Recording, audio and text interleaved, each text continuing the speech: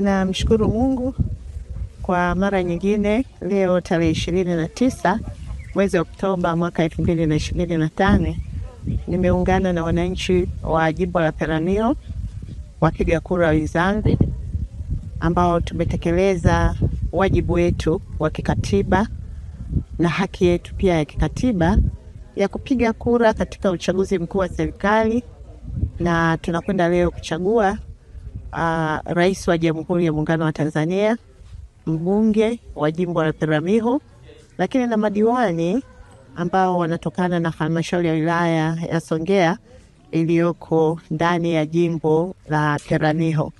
Kwa hiyo nichukue nafasi hii kwanza kumshukuru Mwenyezi Mungu, lakini nishukuru Tume Huru ya Uchaguzi. Maandalizi yao ni mazuri.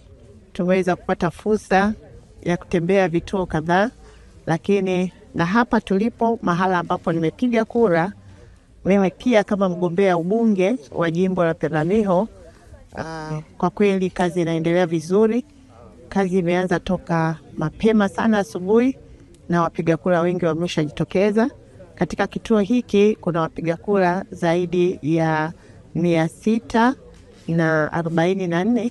Niendelee kuwahimiza sana wananchi wa jimbo la Peramiho waendelee kujitokeza, na tunataraji jimbo letu lina wapiga kura 120,780, na tuna uhakika kwamba wote leo kwa hamasa tulionayo tutakuja kutekeleza wajibu wetu wa kikatiba wa kushiriki katika kuchagua viongozi wa Jamhuri ya Muungano wa Tanzania, kwa kuanza na Rais wa Jamhuri ya Muungano wa Tanzania, lakini wabunge na vile vile madiwani.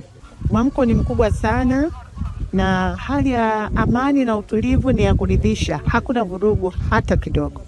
Usimamizi ni mzuri, lakini unaona kila mtu ana shauku ya kupiga kura, lakini vile vile kupokea matokeo ya kura zitakazopigwa katika siku ya leo.